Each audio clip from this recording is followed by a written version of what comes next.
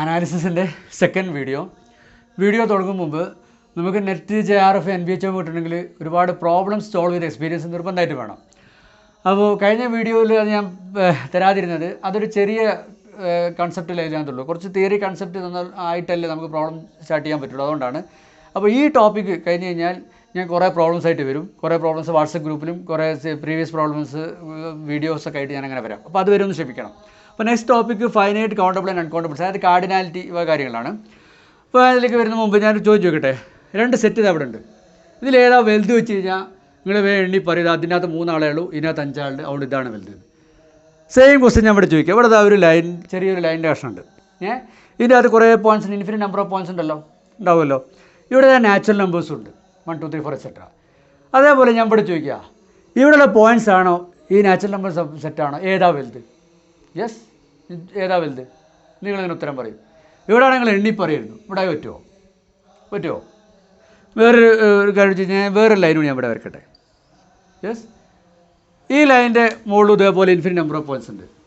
ഇത് ചെറിയ ലൈനാണ്, ഇതിൻ്റെ മുകളിലും പോയിൻറ്റ്സ് ഉണ്ട്. ഇവിടെയാണോ കൂടുതൽ പോയിൻറ്റ്സ് ഉള്ളത്? ഏതാ വലിയ സെറ്റ്? ഇവിടുത്തെ പോയിൻറ്റ്സിൻ്റെ സെറ്റാണ്, ഈ പോയിൻറ്റ് സെറ്റാണ്, ഏതാ വലുത്? ഇവിടെയൊക്കെ നിങ്ങൾ കുടുങ്ങുന്നത് എന്താ? ഇതേപോലെ എണ്ണിയിട്ട് താരതമ്യപ്പെടുത്താൻ പറ്റില്ല. ഞാൻ ഈ ക്വസ്റ്റ്യൻ കൂടുതൽ ക്ലിയർ ആവാനും ആൻസറിലേക്ക് എത്താനും വേണ്ടി ഞാനൊരു കഥ പറയാം. കഥ എന്ന് പറഞ്ഞുകൂടെ കേട്ട് നോക്ക്. 1 2 3 ഇൻഫിനിറ്റി എന്നൊരു പുസ്തകമുണ്ട്, ജോർജ് കാമ എന്ന് പറഞ്ഞൊരു ഫിസിസിസ്റ്റ് എഴുതിയത്. ആ പുസ്തകത്തിൽ ഇതേ കാര്യം ഡിസ്കസ് ചെയ്തെടുത്ത് ഒരു ആഫ്രിക്കൻ ഗോത്രക്കാരെ കുറിച്ച് പറയുന്നുണ്ട്. ഈ ഗോത്രക്കാരുടെ പ്രത്യേകത എന്ന് വെച്ചാൽ അവർക്ക് എണ്ണാൻ അറിയില്ല. 3 വരെ അവരെണ്ണും, 1 2 3 വരെ അവരെണ്ണും, അതിലപ്പുറം അവരെണ്ണില്ല.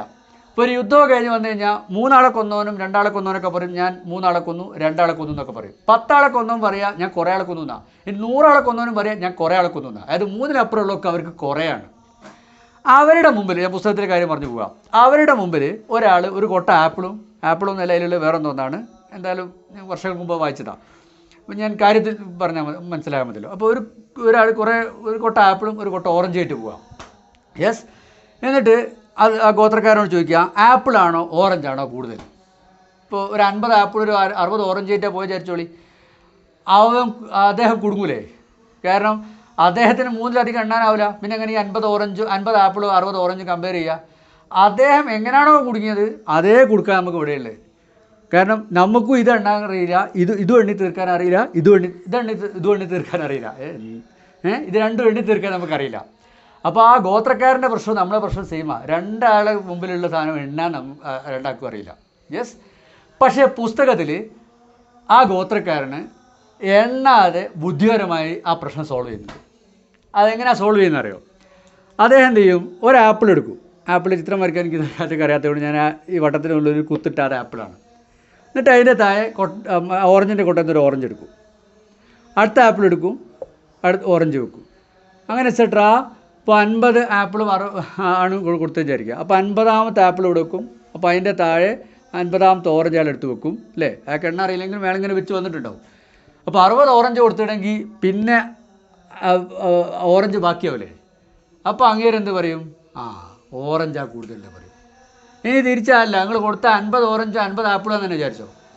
അപ്പോൾ അങ്ങേരെന്ത് ഇങ്ങനെ ഒന്ന് വെച്ച് ഇങ്ങനെ തീർന്നെങ്കിൽ, 2 ഒപ്പരം തീർന്നെങ്കിൽ അങ്ങേരെന്ത് പറയും? രണ്ടും സെയിം ആണ് പറയും, സെയിം സൈസാണെന്ന് പറയും. യെസ്, ഈ ലോജിക്കാണ് നമ്മൾ അടുത്ത ടോപ്പിക്കിൻ്റെ മെയിൻ സംഭവം.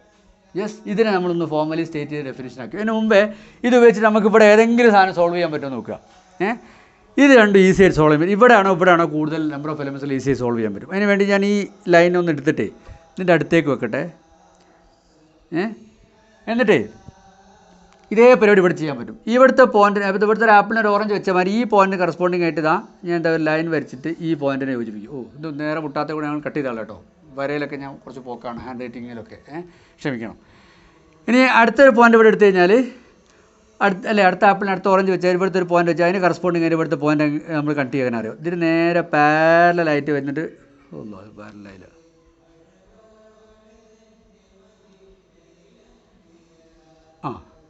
പാരലായിട്ട് വരിക. അപ്പോൾ ഇവിടെ ഒരു പോയിൻ്റ് കിട്ടും. അതാണ് ഈ പോയിൻറ്റിന് കറസ്പോണ്ടിങ് ഇവിടെയുള്ള പോയിൻറ്റ്.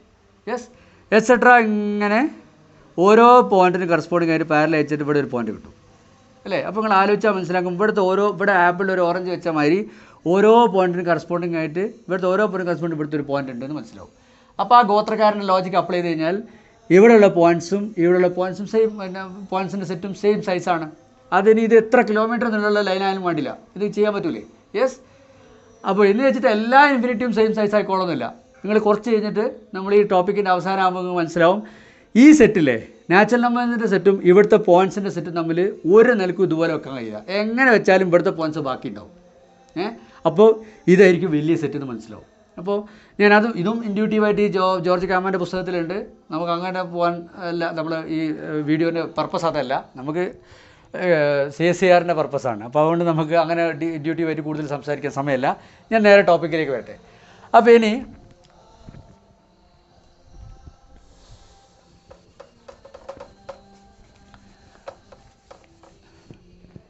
അദ്ദേഹം 2 സെറ്റ് തുല്യമാണെന്ന് തെളിയിക്കാൻ ഉപയോഗിച്ച ഐഡിയ ഒന്ന് ഫോർമലി സ്റ്റേറ്റ് ചെയ്യാൻ പോവുക. അതായത് അദ്ദേഹത്തിൻ്റെ കയ്യിൽ കുറച്ച് ആപ്പിളും തുല്യ നമ്പർ ഓഫ് ആപ്പിളും തുല്യ നമ്പർ ഓഫ് ഓറഞ്ചസ് കൊടുത്തു വിചാരിക്കുക. യെസ്. അങ്ങനെയാണെങ്കിൽ അദ്ദേഹം അതെങ്ങനെ കമ്പയർ ചെയ്യും? അദ്ദേഹം ഒന്നിന് താഴെ ഒന്ന് വെച്ചിട്ട് ഇതേപോലെ ഈ വെച്ചിട്ട് അവസാനം ഓരോ ആപ്പിളിനും ഒരു ഓറഞ്ച് കൃത്യമായിട്ടുണ്ടാവും അല്ലേ? യെസ്. അങ്ങനെ ആകുമ്പോൾ അദ്ദേഹം എന്ത് പറയുക, ഈ ആപ്പിളും ഓറഞ്ചും ഓഫ് സെയിം സൈസാണ് രണ്ടിൻ്റെയും സെറ്റ് എന്ന് പറയാം അല്ലേ?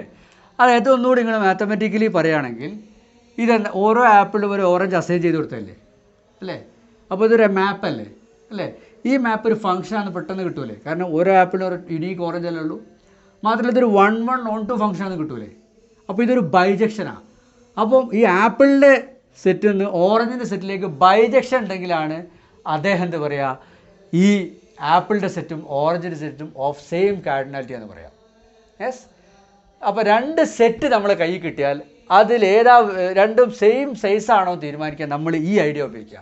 അവർ തമ്മിലൊരു ബൈജക്ഷൻ ഉണ്ടോ, നമ്മൾ പറയും they are of same size. ഞാനതിന് ഇവിടെ എഴുതി വെച്ചതാണ്. Yes. If there exist a bijection from A to B, 2 set A ഉണ്ട്, we say that A and B are of same size എന്ന് പറഞ്ഞ പകരം നമ്മൾ മാത്തമാറ്റിക്കലി പറയുന്ന വേർഡാണ് ഓഫ് സെയിം കാർഡിനാലിറ്റി അല്ലെങ്കിൽ ആർ ഇക്വലൻറ്റ്. യെസ്. ഇതിനൊരു സിമ്പൽ ഉണ്ട്, A and B of same സൈസാണ്. നമ്മൾ ഇങ്ങനെ ചെയ്തു. ഓക്കെ, ക്ലിയർ ആക്കി വെക്കുക. ഞാനിങ്ങനെ ഷോർട്ട് വീഡിയോസ് ആയിട്ട് ചെയ്യാനാണ് വിചാരിക്കുന്നത്, ലെങ്തി വീഡിയോസ് അല്ലെ ചെറിയ വീഡിയോസ് ആക്കിയിട്ട് ചെയ്യാനാണ് വിചാരിക്കുന്നത്. അപ്പോൾ ഇനിയും ഇങ്ങനെ കുറച്ച് 1-2 ഡെഫിനിഷൻസ് കൂടി പറയേണ്ടത് അടുത്ത വീഡിയോ, പിന്നെ റിസൾട്ടുകൾ, അങ്ങനെ ഒരു ടോപ്പിക്ക് പല ഷോർട്ട് വീഡിയോസ് ആയിട്ട് ഇങ്ങനെ സ്പ്ലിറ്റ് ചെയ്യും. അപ്പോൾ അതിനിടയ്ക്ക് ഒരു കാര്യം കൂടി പറയാം. ഞാൻ ഇതിന് വേണ്ടി റെഫറൻസ് ആയിട്ട് ഈ വീഡിയോ ഒക്കെ ചെയ്യാൻ ഉപയോഗിക്കുന്ന റെഫറൻസ് ടെക്സ്റ്റ് ഇതാണ്, റൂഡിൻ്റെ പ്രിൻസിപ്പിൾസ് ഓഫ് മാത്തമാറ്റിക്കൽ അനാലിസിസ്. ഇത് വായിക്കണം ഞാൻ ആരോടും പറയുന്നില്ല, കാരണം CSIRനൊക്കെ പ്രിപ്പയർ ചെയ്യുന്നവർക്ക് വേണ്ട എല്ലാവിധ തിയറി കൺസെപ്റ്റും അതിൻ്റെതായ ഒരു നല്ല ഫീലോട്, എല്ലാ തിയറും അത്യാവശ്യം ഒരു ഫീലോട് കൂടെ ഞാൻ പറയുന്നതാണ് വിചാരിക്കണം. അതിൻ്റെ പ്രൂഫും കാര്യമൊന്നും ഡീറ്റെയിൽ ആയിട്ട് പോവില്ല. എല്ലാ കൺസെപ്റ്റും എന്താണെന്ന് മനസ്സിലാവും. യെസ്. പ്രൂഫിനെ കുറിച്ച് ഒരു ആസ്വാദനവും ഒരു ഔട്ട്ലൈനൊക്കെ ഉണ്ടാവും. ഇനി അഥവാ അത് ആർക്കെങ്കിലും വളരെ റിഗറസ് ആയി മനസ്സിലാക്കണം ആഗ്രഹം ഉണ്ടെങ്കിൽ അവർക്ക് വേണ്ടിയിട്ടാണ് ഞാൻ ഈ ടെക്സ്റ്റ് പറഞ്ഞത്. ഞാൻ ഈ ടെക്സ്റ്റാണ് യൂസ് ചെയ്യുന്നത്. അപ്പോൾ ഞാൻ പറയുന്ന റിസൾട്ടിൻ്റെ കാര്യത്തിൻ്റെയൊക്കെ പ്രൂഫൊക്കെ വേണമെന്നുണ്ടെങ്കിൽ അത് ഞാൻ പറയുന്ന ഒരു ഔട്ട്ലൈനൊക്കെ എൻ്റെ വീഡിയോസിലുണ്ടാവും. അത് വെച്ചിട്ട് നിങ്ങൾക്ക് ആ പ്രൂഫ് കംപ്ലീറ്റ് ചെയ്യാവുന്നതാണ്. ഇനി കംപ്ലീറ്റ് ചെയ്യുന്ന എന്തെങ്കിലും പ്രശ്നം ഉണ്ടെങ്കിൽ വാട്സപ്പ് നമ്പർ വഴി ഞാൻ ഡിസ്ക്രിപ്ഷനിൽ കൊടുത്ത വാട്സപ്പ് ഗ്രൂപ്പ് വഴി എന്നെ കോൺടാക്ട് ചെയ്യാവുന്നതാണ്. പിന്നെ വേറൊരു കാര്യം, സിലബസിൻ്റെ ഓർഡർ ഇനി ഞാൻ മെയിൻറ്റെയിൻ ചെയ്യില്ല. സിലബസ് കംപ്ലീറ്റ് കവർ ചെയ്യും, പക്ഷേ ഈ റൂഡിൻ്റെ ടെക്സ്റ്റാണ് ഞാൻ ബേസ് ചെയ്യുന്നത്. അതുകൊണ്ട് ഇതിൽ ഏത് ഓർഡറിലാണോ അത് പറയുന്നത് അങ്ങനെ ഞാൻ പറയുള്ളൂ. സിലബസിലെ കാര്യം മാത്രമേ ഇതിൽ പറയുള്ളൂ, പക്ഷേ ഓർഡർ ഞാൻ ഇതിൻ്റേതാവുക. കഴിഞ്ഞ ക്ലാസ് ഇപ്പോൾ അങ്ങനെയല്ലായിരുന്നു. കഴിഞ്ഞ വീഡിയോയിൽ ഞാൻ ഡിസ്കസ് ചെയ്ത ഇൻഡെക്സ്ഡ് ഫാമിലി ഓഫ് സെറ്റ് തന്നെ റൂഡിൻ്റെ അകത്ത് ഈ കാർഡിനാലിറ്റിൻ്റെ നടുക്കായിട്ടുള്ളത്. യെസ്.